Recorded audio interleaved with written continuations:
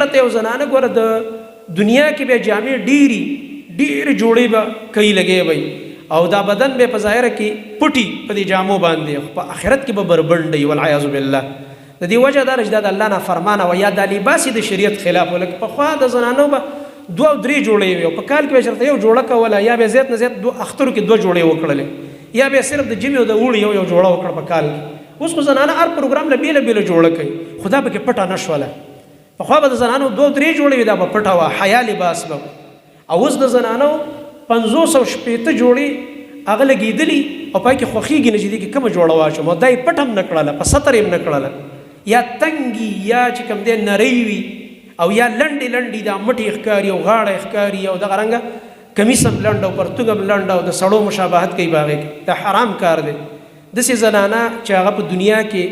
د دې خیال نه ساتي دا په آخرت کې الله رب العالمین بربنډې راپاسوي والعیاذ بالله. هغه زنانه چې د جامو سره بربنډې دي جامو سره بربنډې دا لکه وختي مې دا 3 قسمه راته ویلې جامې تنګې دي یو دام بربنډه ده ځکه چې هغه کم ځای پټول پکار یو بوټ پکې راوتی دی جامه خو دې دپاره چې دا ستا دا د فتنې ځای نه پټ شي هغه د فتنې ځای نه پکې بوټ راوتي دي ټول خلک درته ګوري لګی دی که په بازار کې ناست دی که په یو بل ځای کې ناست دی که په کور کې پردي خلک چېرته کله وځي نه وځي نو داسې وي کله بعضې کورونو کې چې دغې راشي دا لیورې راشي وغیره او دا داسې ورانه جاړي ناست دی لګې او تنګې جامې به یې چولي او یا یې نرۍ جامې یې چولي د دې بدن پکې ښکاري نه پټی وه او یا یې لنډې دا نستوڼه یې په دې ځای کټ کړی کول یې په دې مټ باندې کټ کړی پنسي به یې راوچتې کړي ته به دا اوس چې کوم دی سړی دی ګینې پهلوانۍ میدان ته وردانګي دا پنسي اوچتول سړي سره خوند کوي دا سړو صفت دی نبي صلی الله علیه وسلم دا د نارینهو صفت ذکر کړی زنانو له دا کار نه دی په کار. نبي صلی الله علیه وسلم نه یو زنانه تپوس وکړو چې زه په لاره ځمه او زما برقه اوږدی او صحابیات برقې داسې وې ښه چې ورپسې به شاته راښکلی کېدې په ځمکه دې ته برقه وایي چې په ځمکه به راښکلی کېده دې حدیث نه معلومیږي نبي علیه السلام نه یو صحابیه تپوس کوي د الله نبي کله باران شوی یا په دې ځمکه ګندګي راځي او زما دا برقه ما پسې شاته راښکلی کېږي نو دې باندې هغه ګند او خټې وغیره ولګېږي نو دا به څنګه زما دا برقه لکه پلیته شوله ناپاکه شوله نبي صلی الله علیه وسلم ته وفرمیل دې نه پس به وچه ځمکه راشي که نه بیا په هغې راښکلی شي هغه وچه ځمکه به دې لره پاکه وګرځوي هغې سره به بیا دا پاکه شي دی ورته ونه ویلی چې خیر دی اوچته یې که که نه او پنسي دې اوچتې که که نه دی ورته ونه ویلی. نبي علیه السلام زنانو ته د غیرت او د حیا درس ورکړی دی چې خیر دی دې پسې به وچه ځمکه راشي په هغې به دا بېرته راښکلی شي دا به بیا پاکه شي. اوس که زنانه معمولي ډنډې ولیدلو پنسي به راوچتې کړي او برقه به اوچته کړي نو دا برقه او پنسي خو ستا د بدن دپاره وي دا ستا بدن خو دومره قیمتي و چې دا د هغې دپاره جوړ بدن دې ښکاره کړلو هغه چې کوم دی د اوبو دپاره او برقه دې اوچته کړله لکه ستا دا برقه ډېره قیمتي ده او ستا دا پنډۍ قیمتي نه دی پکې څښاکې به دې اوبو کې خپې دې پکې ګندکې ورځې پې په ډنډ ورګډېږي لکه ستا خپې او پنډۍ قیمتي نه شولې او دا کپړه ډېره قیمتي شوله او دا برقه دې ډېره قیمتي شوله څومره قمقله دا ښځه چې داسې کارونه کوي والعیاذ بالله. نو د الله نبي فرمایلي دا زنانه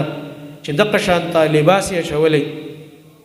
د الله نبي فرمایل دا زنانه سرونو کې شتایلونه کوي رؤوسهن کاسنمة البخت المائله سرونه داسې جوړوي لکه د بوختي اوښانو د قبونو په شانته دا بوختي یو اوښ دی د عربو د هغې دا قب داسې بره راوتی لکه دې سر کې دا دې ځای کې د سټ سره سیمولی شان جوړ کړي د اخترا غونډ کې او دا وران راوتي سي بوټ راوتي دا صحیح نه دی دا کار او فتنه کې هم خلک اچي چې په لار باندې دا زنانه روانه د الله نبي فرمایل لا يدخلن الجنه دا زنانه به ګوره جنت ته نه داخلېږي ولا یجدن ریحها او نه به دا زنانه د جنت خوشبو محسوس کوي وان ریحها لمن مسیرة کذا وکذا او د جنت خوشبو خو د دومره مزل نه انسان ته محسوس کیږي چې یو حدیث کې راځي 40 کاله په مزل باندې د جنت خوشبو دا لري زی